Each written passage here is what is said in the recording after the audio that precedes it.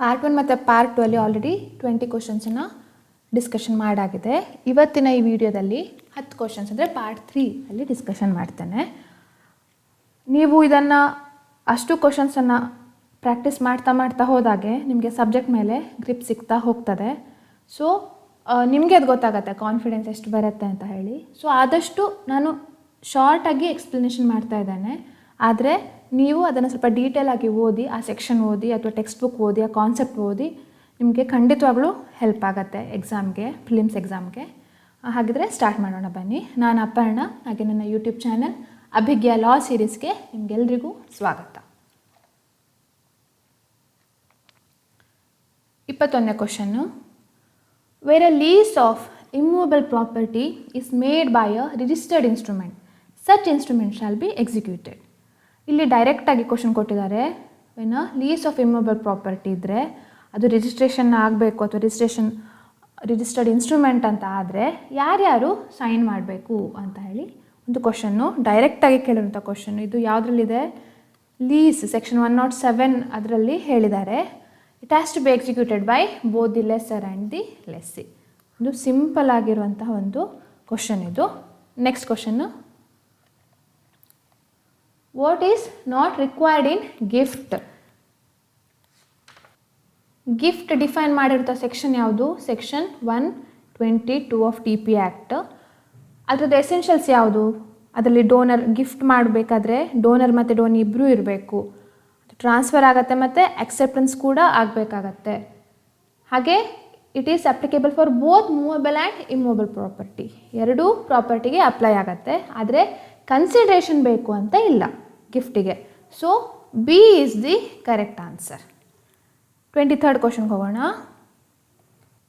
For the purpose of making a gift of immovable property the transfer must be affected by. ಹೇಗೆ gift ಅದು immovable property ಆಗಿರುವಾಗ ಹೇಗೆ transfer ಮಾಡ್ಬೋದು ಅಂತ ಹೇಳಿ ಕೇಳಿದ್ದಾರೆ. ಸೆಕ್ಷನ್ 124 ಹೇಳ್ತಾರೆ how transfer of gift may be affected ಅಂತ ಹೇಳಿ ಹೇಳ್ತಾರೆ. ಇಮ್ಮೂವಬಲ್ ಪ್ರಾಪರ್ಟಿ ಆದರೆ it can be done only by way of registered instrument. Okay, ಬರೀ ಮೂವಬಲ್ ಪ್ರಾಪರ್ಟಿ ಆದರೆ ಗಿಫ್ಟು ಟ್ರಾನ್ಸ್ಫರ್ ಆಫ್ ಪ್ರಾಪರ್ಟಿಲಿ ಹೇಳಿರುವಂಥ ಗಿಫ್ಟು ಅದು ಮೂವಬಲ್ ಪ್ರಾಪರ್ಟಿಗೂ ಅಪ್ಲೈ ಆಗುತ್ತೆ, ಇಮ್ಮೂವಬಲ್ ಪ್ರಾಪರ್ಟಿಗೂ ಅಪ್ಲೈ ಆಗುತ್ತೆ. ಸೊ ಸೆಕ್ಷನ್ 124 ಎರಡೂ ಪ್ರಾಪರ್ಟೀಸ್ ಬಗ್ಗೆ ಹೇಳಿದ್ದಾರೆ ಹೇಗೆ ಒಂದು ಟ್ರಾನ್ಸ್ಫರ್ ಅಫೆಕ್ಟ್ ಆಗುತ್ತೆ ಅಂತ. ಮೂವಬಲ್ ಪ್ರಾಪರ್ಟಿ ಗಿಫ್ಟ್ ಮಾಡಬೇಕಂತ ಆದರೆ ಅದು ರಿಜಿಸ್ಟರ್ಡ್ ಇನ್ಸ್ಟ್ರೂಮೆಂಟ್ ಆಗ್ಬೋದು ಅಥವಾ by way of delivery of goods. ಆ ಮೂವಬಲ್ ಪ್ರಾಪರ್ಟಿ ಯಾವುದಿರುತ್ತೆ ಆ ಪ್ರಾಪರ್ಟಿನ ಡೆಲಿವರಿ ಮಾಡಿದರೆ ಆಯಿತು. ಸೊ ಹಾಗಿದ್ರೆ ಇಲ್ಲಿ ಆನ್ಸರ್ ಯಾವುದು? Answer B. It can be affected by a registered instrument signed by or on behalf of the donor. ಮತ್ತು ಅಟೆಸ್ಟೇಷನ್ ಕೂಡ ಆಗಿರಬೇಕು. ಅಟೆಸ್ಟೇಷನ್ ಅಂದರೆ it means at least 2 witnesses must be there. 2 witness ಇರಬೇಕು attestation ಮಾಡುವಾಗ ಅಂತ ಹೇಳಿ ಹೇಳ್ತಾರೆ. B is the correct answer. Next question ನೋಡೋಣ.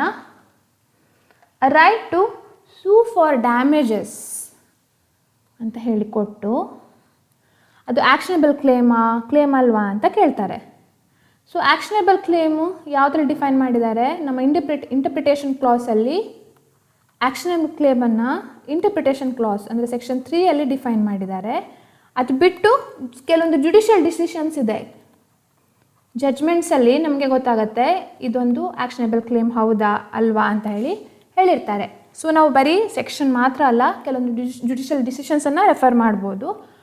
ಟೆಕ್ಸ್ಟ್ ಬುಕ್ಕಲ್ಲಿ ಯೂಶಲಿ ಕೊಟ್ಟಿರ್ತಾರೆ which are all actionable claims, which are all not actionable claims ಅಂತ. So right to sue for damages is not an actionable claim ಅಂತ ಹೇಳಿದ್ದಾರೆ. So B is the correct answer. 25th question ನೋಡೋಣ. A doctrine of part performance as given in section 53 of TP act is. ಇದು ಏನಂತ ಕೇಳಿದ್ದಾರೆ? Doctrine of part performance ಅಂತ ಕೊಟ್ಟಿದ್ದಾರಲ್ಲ, ಅದರಲ್ಲಿ ಕೆಲವೊಂದು ಮೂರು ಇದು ರೈಟ್ಸ್ ಕೊಟ್ಟಿದ್ದಾರೆ, 3 ಪ್ರಾವಿಷನ್ಸ್ ಕೊಟ್ಟು ಇದರಲ್ಲಿ ಯಾವುದು ಕರೆಕ್ಟು, ಯಾವುದು ಅಪ್ಲಿಕೇಬಲ್ ಅಂತ ಕೇಳಿದ್ದಾರೆ. ನೋಡಿ, ಡಾಕ್ಟ್ರಿನ್ ಆಫ್ ಪಾರ್ಟ್ ಪರ್ಫಾರ್ಮೆನ್ಸ್ ಅಂದ್ರೇನು? ಒಂದು ಅಗ್ರಿಮೆಂಟ್ ಆಗಿರುತ್ತೆ ಟ್ರಾನ್ಸ್ಫರ್ ಮಾಡಲಿಕ್ಕೆ ಅಂತ. ಆದರೆ ಕಂಪ್ಲೀಟ್ ಆಗಿರೋದಿಲ್ಲ transfer, only partly it has been performed by the transferee. So transfer ಏನಾಗಿರ್ತಾರೆ? ಟ್ರಾನ್ಸ್ಫರಿ ಇನ್ ಪೊಸೆಷನ್, ಅವರಿಗೆ ಪೊಸೆಷನ್ ಸಿಕ್ಕಿರತ್ತೆ. ಅಂಥವರು ಏನು ಮಾಡ್ಬೋದು, ಅವರಿಗೆ ರೈಟ್ ಅದು ಅಥವಾ ಅದು ಡಿಫೆನ್ಸಾ ಅಂತ ಆ ಡಾಕ್ಟ್ರಿನ್ ಪಾರ್ಟ್ ಆಫ್ ಪರ್ಫಾರ್ಮೆನ್ಸ್ ಅಂತ ಹೇಳ್ತದೆ. ಇದು ಯಾವ ಪ್ರಿನ್ಸಿಪಲ್ ಮೇಲೆ ಗವರ್ನ್ ಆಗಿದೆ ಅಂದರೆ English law, doctrine of part performance ಅಂತ ಇಂಗ್ಲಿಷ್ ಲಾನೇ ಇದೆ, ಈಕ್ವಿಟೇಬಲ್ ಡಾಕ್ಟ್ರಿನ್ ಅಂತ. So it's an equitable right. ಇದೊಂದು 2 ಕರೆಕ್ಟ್ ಆನ್ಸರು. ಮತ್ತು it is available in defence. ಈಗ ಟ್ರಾನ್ಸ್ಫರರ್ ಇವ್ರ ಮೇಲೆ ಏನಾದರೂ ಕೇಸ್ ಹಾಕಿದರೆ, ಟ್ರಾನ್ಸ್ಫರಿ ಮೇಲೆ ಕೇಸ್ ಹಾಕಿದರೆ ಆವಾಗ ಏನು ಹೇಳ್ಬೋದು, I am claiming the part performance ಅಂತ ಹೇಳಿ ಡಿಫೆನ್ಸಲ್ಲಿ ಕೇಳಬಹುದು. ಯಾರು? Transferee in possession. He can claim it as a defence ಈ ಸೆಕ್ಷನ್ ಮೂಲಕ. ಸೆಕ್ಷನ್ 53A ಇದೆಲ್ಲ ಅದು. ಆದರೆ ಆಸ್ ಅ ಸ್ಟ್ಯಾಟ್ಯುಟರಿ ರೈಟ್, ತನಗೆ ಆಸ್ ಎಫ್ ರೈಟ್ ಮೇಲೆ ಟ್ರಾನ್ಸ್ಫರ್ ಮೇಲೆ ಇವನು ಕೇಸ್ ಹಾಕ್ಲಿಕ್ಕಾಗೋದಿಲ್ಲ. ಯಾವಾಗ ಟ್ರಾನ್ಸ್ಫರರ್ ಕೇಸ್ ಹಾಕಿರ್ತಾನೆ ಆವಾಗ ಆ್ಯಸ್ ಎ ಡಿಫೆನ್ಸ್ ಕೇಳಬಹುದು. ಸೊ 2 ಮತ್ತು 3 ಕರೆಕ್ಟ್ ಆನ್ಸರು. ಇದರಲ್ಲಿ ನಾವಿಲ್ಲಿ ನೋಡುವಾಗ ABCDಯಲ್ಲಿ 2 and 3 ಅಂತ ಇದೆ. 2 and 3 is the correct answer. Okay, next ಇಲ್ಲಿ 2 ಸ್ಟೇಟ್ಮೆಂಟ್ ಕೊಟ್ಟಿದ್ದಾರೆ, ಒಂದು ಅಸರ್ಷನ್ ಮತ್ತು ರೀಸನ್ ಅಂತ. ಸೊ ಇದೆರಡು ಕರೆಕ್ಟಾ, ಇದ್ರದ್ದು ಎಕ್ಸ್ಪ್ಲನೇಷನ್ ಇದಾ? ಹಾಗೆ ಒಂದು ಕ್ವಶನ್ ಇದು. ಫಸ್ಟ್ ಸೆಂಟೆನ್ಸ್ ಏನು?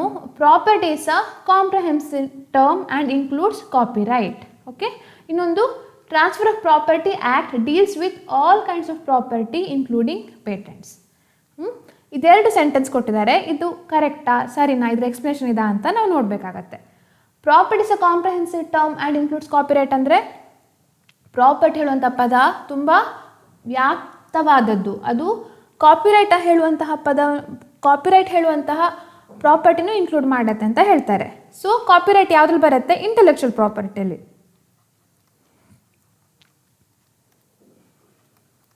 ಇಂಟೆಲೆಕ್ಚುವಲ್ ಪ್ರಾಪರ್ಟಿ ಆಗಿರುತ್ತೆ ಕಾಪಿರೈಟ್, ಪೇಟೆಂಟ್ಸು, ಜಾಗ್ರಫಿಕಲ್ ಇಂಡಿಕೇಶನ್ಸ್ ಅದೆಲ್ಲ. ಸೊ ಅದೆಲ್ಲದೂ ಕೂಡ ಪ್ರಾಪರ್ಟಿ ಅಂತ ಕನ್ಸಿಡರ್ ಮಾಡ್ತಾರೆ. ಓಕೆ, ಆದರೆ ಟ್ರಾನ್ಸ್ಫರ್ ಆಫ್ ಪ್ರಾಪರ್ಟಿ ಆ್ಯಕ್ಟ್ ಅದನ್ನು ಡೀಲ್ ಮಾಡತ್ತಾ ಅಂತ ಕೇಳಿದಾಗ ಇಲ್ಲ, ಈ ಸೆಂಟೆನ್ಸ್ ಫಾಲ್ಸ್. ಯಾಕೆಂದರೆ ಪೇಟೆಂಟ್ಸು, ಕಾಪಿರೈಟ್ಸ್, ಇಂಟೆಲೆಕ್ಚುವಲ್ ಪ್ರಾಪರ್ಟಿಗೆ ಅವ್ರದ್ದೇ ಆದ ಒಂದು ಆ್ಯಕ್ಟ್ ಇದೆ, ಕಾನೂನಿದೆ. ಟ್ರಾನ್ಸ್ಫರ್ ಆಫ್ ಪ್ರಾಪರ್ಟಿ ಯಾವಾಗಲೂ ಹೆಚ್ಚಾಗಿ ಟ್ಯಾಂಜಿಬಲ್ ಅಂದರೆ ಮುಟ್ಟಬಹುದಾದಂತಹ, ಫೀಲ್ ಮಾಡುವಂಥದ್ದಾದ ಪ್ರಾಪರ್ಟಿಗಳನ್ನು ಮಾತ್ರ ಅದರ ಬಗ್ಗೆ ಹೆಚ್ಚಾಗಿ ಡೀಲ್ ಮಾಡುತ್ತೆ. ಟ್ಯಾಂಜಿಬಲ್ ಮೆಟೀರಿಯಲ್ ಥಿಂಗ್ಸ್ ಅಂತ ಹೇಳ್ತಾರೆ. ಆದರೆ ನಮ್ಮ ಕಾಪಿರೈಟ್, ಪೇಟೆಂಟ್ಸ್ ಅದೆಲ್ಲ intangible things, intangible property. So transfer of property act ಅದನ್ನು ಡೀಲ್ ಮಾಡೋದಿಲ್ಲ. ಹಾಗಿದ್ರೆ this sentence is correct, this sentence is false. ಅದು ನಾವು ಎಲ್ಲಿ ಸಿಗುತ್ತೆ?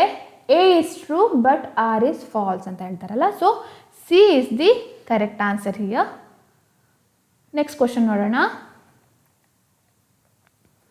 Which of the following combinations are correctly matched? ನಾನು ಆವಾಗಲೇ ಹೇಳ್ದಾಗೆ ಇದೆಲ್ಲ ಆ್ಯಕ್ಷನಬಲ್ ಕ್ಲೇಮ್ ಹೌದಾ ಅಲ್ವಾ ಅಂತ ನಮ್ಗೆ ಹೇಗೆ ಗೊತ್ತಾಗತ್ತೆ? ಸೆಕ್ಷನ್ 3 ಪ್ಲಸ್ ಜುಡಿಷಿಯಲ್ ಡಿಸಿಷನ್ಸ್ ಮೇಲೆ ಅದು ಮಾತ್ರ ಗೊತ್ತಾಗತ್ತೆ. ಹಾಗೆ ಸೆಕ್ಷನ್ ನೋಡ್ಕೊಂಡು ಹೇಳಲಿಕ್ಕೆ ಸ್ವಲ್ಪ ಕಷ್ಟ ಆಗುತ್ತೆ. ಅನ್ಸೆಕ್ಯೂರ್ಡ್ ಡೆಟ್ ಅಂತ ಸೆಕ್ಷನ್ 3 ಹೇಳಿದ್ದಾರೆ ಡೈರೆಕ್ಟಾಗಿ, ಆದರೆ ಬೇರೆದೆಲ್ಲ ಹೇಳಿಲ್ಲ ಸೆಕ್ಷನಲ್ಲಿ. ಸೊ ಜುಡಿಷಿಯಲ್ ಇಂಟರ್ಪ್ರಿಟೇಷನ್ ಮಾಡಲೇಬೇಕಾಗತ್ತೆ. ಅದನ್ನು ನಮಗೆ ಟೆಕ್ಸ್ಟ್ ಬುಕ್ ಯಾವುದಾದ್ರು SN ಶುಕ್ಲಾ ಅವರದೆಲ್ಲ ಟೆಕ್ಸ್ಟ್ ಬುಕ್ಕಲ್ಲಿ ಸಿಗತ್ತೆ. ಇದರಲ್ಲಿ ನಾವು ನೋಡ್ಲಿಕ್ಕೆ ಹೋಗೋದಾದರೆ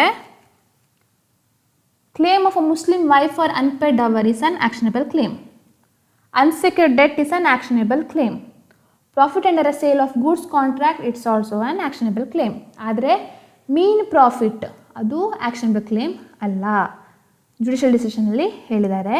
ಯಾವ ಜಜ್ಮೆಂಟ್ ಅಂತ ಬೇಡ, but it is settled rule, settle ಆಗಿದೆ ಈ ಪ್ರಿನ್ಸಿಪಲ್ಸ್ ಎಲ್ಲ. It's a rule that mean profits actionable claim ಅಲ್ಲ ಅಂತ. ಹಾಗಿದ್ರೆ ಕರೆಕ್ಟ್ ಆನ್ಸರ್ ಯಾವುದು? 2, 3, 4 are correctly matched. So A is the correct answer. Next question. Remedy of foreclosure is available in which of the following mortgages? Foreclosure ಅಂದರೆ ಏನು? It is a right available to mortgagee.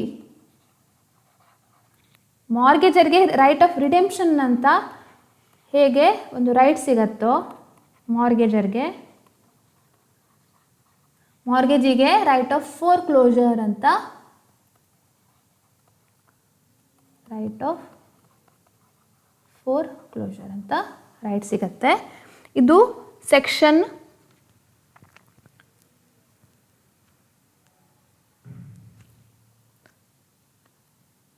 60 redemption ಹೇಳಿದ್ದಾರೆ ಅಂದರೆ section 67 foreclosure ಹೇಳಿದ್ದಾರೆ.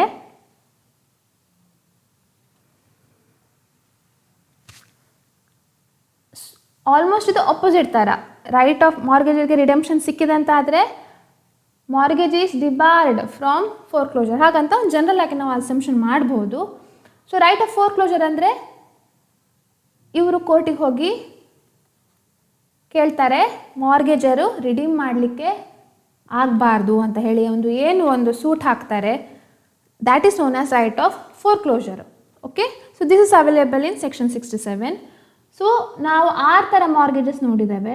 6 ಮಾರ್ಗೇಜಸಲ್ಲಿ remedy of four ಕ್ಲೋಷರು ಯಾವ ಮಾರ್ಗೇಜಸ್ಗೆ ಸಿಗತ್ತೆ ಅಂತ ಹೇಳಿ ಡೈರೆಕ್ಟಾಗಿ ಹೇಳುವಂಥದ್ದು ಮಾರ್ಗೇಜ್ ಬೈ ಕಂಡೀಷ್ನಲ್ ಸೇಲ್. ಇವರಿಗೆ right of four closure is always available. ಈ ಬೇರೆ ಥರ ಮಾರ್ಗೇಜಸ್ಗೆಲ್ಲ ಡೈರೆಕ್ಟಾಗಿ ಸಿಗೋದಿಲ್ಲ, ಅವರಿಗೆ ರೈಟ್ ಆಫ್ ಸೇಲ್ ಮಾತ್ರ ಸಿಗ್ತದೆ. ಕೆಲವೊಂದು ಸಲ ಫೋರ್ ಕ್ಲೋಷರ್ ಮಾಡಲಿಕ್ಕೆ ಆಗೋದಿಲ್ಲ. So mortgage by conditional sale ಅವರಿಗೆ ಮಾತ್ರ right of four closure is available. Okay, so C is the correct answer. 29th question. Which one of the following is not an essential element of sale? Sale ಯಾವ್ದ್ರಲ್ಲಿ ಹೇಳಿದ್ದಾರೆ? Sale has been defined in section 54.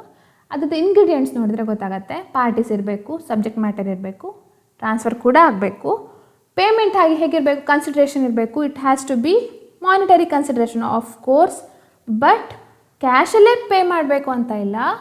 It can be promise to either paid or it can be promised or partly paid or partly promised. ಹೀಗೆ ಹೇಗೆ ಬೇಕಾದರೂ ಅವರು arrangement ಮಾಡ್ಕೊಳ್ಬೋದು. So this payment of price in cash ಅದು essential element ಅಲ್ಲ ಅಂತ ಹೇಳ್ತಾರೆ section 54. Okay, so D is the correct answer. Next question ನೋಡೋಣ, ಲಾಸ್ಟ್ ಕ್ವಶನ್ ಈ ವಿಡಿಯೋದು. Rule against double possibilities was recognized in which one of the following cases? Rule against double possibilities ಅನ್ನೋದು ನಮಗೆ ಕಂಡು ಬರುವಂಥದ್ದು ಸೆಕ್ಷನ್ 13.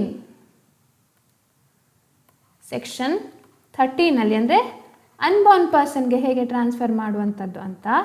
ಇದು ಯಾವುದರ ಡಿಸ್ಕಷನ್ ಆಗಿದೆ? ಈ ಪ್ರಿನ್ಸಿಪಲ್ಲು ವಿಟ್ಬೈ ವರ್ಸಸ್ ಮಿಚ್ಚಲ್ ಅಂತ ಒಂದು ಇಂಗ್ಲೀಷ್ ಕೇಸ್, ಅದರಲ್ಲಿ ರೆಕಗ್ನೈಸ್ ಮಾಡಿದ್ದಾರೆ. ಓಕೆ, ಇದು ಡೈರೆಕ್ಟ್ ಕೇಸ್ ಲಾಸ್ದು question. So Whitby versus Mitchell is the correct answer. ಸೊ ಇಲ್ಲಿ ತನಕ ನಾವು ಮತ್ತೆ 10 ಕ್ವಶನ್ಸ್ ನೋಡಿದ್ವಿ. ನಾವು ನೆಕ್ಸ್ಟು ಪಾರ್ಟ್ 4 ಉಳಿದ ಕ್ವಶನ್ಸ್ ನೋಡೋಣ.